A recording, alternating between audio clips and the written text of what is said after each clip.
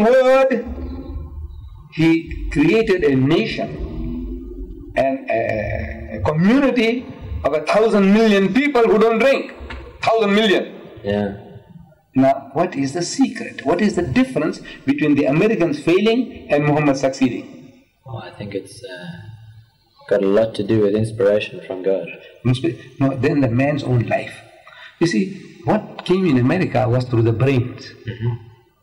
Your brains told you, your statistics told you that this is not good, this is not good. And the other guy, he agrees with your statistics. Let's say you were imbibing alcohol. So I tell you, my son is not a good thing. You say, yes, uncle. I know it's like this and like that. And say, yes. So what do you mean? But no, that's not going to change you. That's what they do. Breaking the speed limit. It's not right, but you break it. But crossing the barrier line. it's not right, but you do it. Yeah. No, it doesn't mean because you know what is right and what is wrong that you're going to behave right. Yeah. You take a chance. This is 200 rand fine for breaking that barrier line. But you still take a chance. Yeah. You get caught. So that is because it's coming from the brain. Yes, true. See, when it comes from the brain, it tickles the brain. Hey, fantastic idea, man. This is great. Right. We're going to run the country dry. We're going to save billions and so many lives. And it's working. Brains. But it doesn't change the heart. Yeah. Now, with Muhammad's case, it's the heart. You see, the man, he sees the man. Everything he's trying to tell me, he's telling me for my benefit. The whole life experience now, whatever he's telling me for my benefit. He's telling me to pray. What did Muhammad get out of that? Nothing. He's telling me I must fast. What does Muhammad get out of that? Nothing. He tells me I mustn't drink. What does he get out of that? Nothing. He tells me don't eat pig. I said, what does he get out of that? Nothing. So everything he's telling me that as a young man, I had these two young men like you, exactly like you.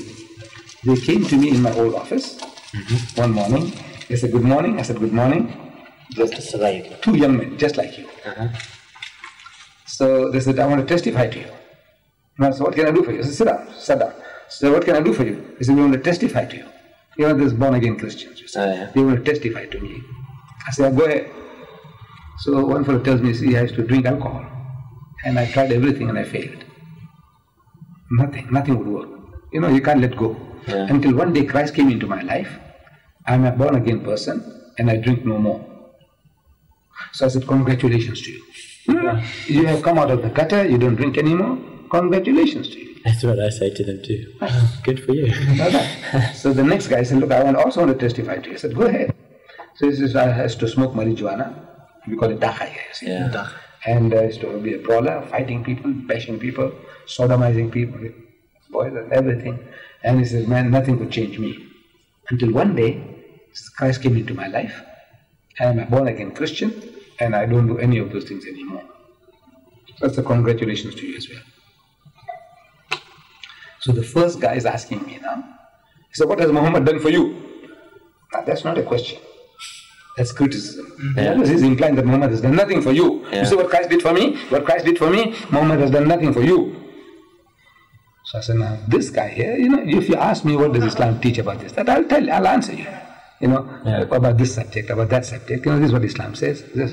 But now you're asking, what has Muhammad done for you? That Muhammad has done nothing for you. See? So I said, look, you young men, you are so nice, clean shaven.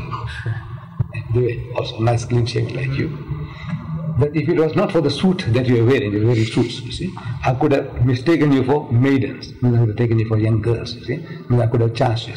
I could have mistaken you for like a woman. You look like women, It's only your suit that makes me to think that you are men. Yeah. But I says, my underarm is as clean as your chin. The guy was sitting near to me. I had a small table and a small office those days. I didn't have such a big distance. So the guy sitting near me, I did like that on his cheek. I said, my underarm is clean like that. I said, my pubic region around my genitals is clean like that. Clean like this, but your cheek is here. This is also clean like that. I said, you want to see? They said, no. I don't know what I would have done if they said yes. I don't know what I would have done. But it was a challenge, you see. Yeah. You want to see that my private parts are clean like your chin. Yeah. said, when I go for number 1, when I piss, I wash. When I go for number 2, I wash. As a young man, if I had a nocturnal emission, a wet dream, I have a complete bath from head to toe. Otherwise, I don't go to the mosque, I don't touch the Quran. As a married man, every time I have sex with my wife, she and I, we have a complete bath from head to toe. Otherwise, we won't touch the Quran, we don't pray. I says, Muhammad taught me hygiene. In a country where there's no water, he made us water conscious. Water, water, water, any excuse. 5 times a day we use water. Every time we go to pray, we wash. I don't know, you must have seen. We wash ourselves 5 times a day. And any excuse, water, water, water. Use, not abuse. And Muhammad taught us not only the use of water, not to abuse it, but how to use water. So he taught us that when your body is impure for any reasons, like having sex with your wife, your body is impure, we believe. So you must have a bath. But he says when a pure water touches an impure body, it gets polluted. And we must see to it that polluted water doesn't go back into the container. He didn't know about showers and all that. But he's telling us a principle that the polluted water must not go back into the container. So I come from India, I was born in India. Primitive, village place. And every home, we had no taps. We have water brought over from the river, from the well. We want hot water, so we make it hot water. 4-pound paraffin tin, 4-gallon paraffin tin. We make hot water and we bring it to the bathroom and bring it to the required temperature. And we sit on a small stool. And we have a 2-pound jam tin or something like that with a stick running through it. And we use that as a ladle for bathing. Very primitive, very primitive. 2-pound jam tin with a stick running through it. Because if I use a jug or a mug a few times and the water is dripping back into the container. So Muhammad says, no, the water must not go back. So I'm using a stick with a jam tin at the end of it. So as a ladle or whatever. Right. So Muhammad taught me hygiene in a country. So according to his teaching, the shower is Islamic. It fits into our culture. The water flows away. It's Islamic. The tub is not. I said, when you bath, how do you bath? I said, you fill a tub with water. I said, yes. But I said, before that, when you go to the toilet, you don't use water to cleanse yourself. He said, no. I said, you use toilet paper. I said, yes. I said, now, no amount of toilet paper can remove all the excreta from your anus.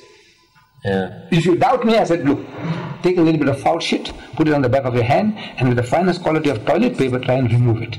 At the end of the day, the hand is blistering, but you smell, the smell is still there. But with a little bit of water, it's gone. The greatest purifier that there is water, but you don't use water. You use toilet paper. I said, yes. With that shit sticking in your ass, I said, you sit in that tub. That whole water is polluted. It's all shit water now. Although you don't see the shit, but it's all shit water. And that you splash over yourself. That's the happiest moment of your life because you sing a song when you're in the tub. I said, yes. I said, your Reagan, he washes himself in shit water. Mrs. Thatcher in shit water. Our Oppenheimer, the richest man in the land, maybe he's got a tub 5 times as big and gilt-edged, but he washes himself in shit water. In 2,000 years of Christianity, you haven't learned even to have a bath. You all wallow in shit water. See, Muhammad taught me hygiene. Because that's the only thing that the guy can. If I talk about philosophy, about theology, it's all nonsense, it's all rubbish. He wanted a sledgehammer. I said, no, look, this is what Muhammad taught me. And an American physiologist, he said, civilization is simply a question of plumbing, meaning the use of water. You had a shower this morning. You know why? Because it was available. Maybe in the evening you have another shower. You know why? Because it's available. But if your mother, let's say, in that Utah, your mother had to go down the hill from the river, she had to bring a bucket of water. You wouldn't have a shower every day, my son. Am I correct? You said, look, Sunday we'll go to the river and have a little scrubbing. Because it's available, you're using it. So the use of water shows how civilized you are. And if this is a valid standard, I said, we Muslims are the most civilized people on earth for the past 1400 years. Because we use more water than any other nation on earth. Use, not abuse. You can have 1,000 gallons going down the drain. But we say every drop we use to the maximum.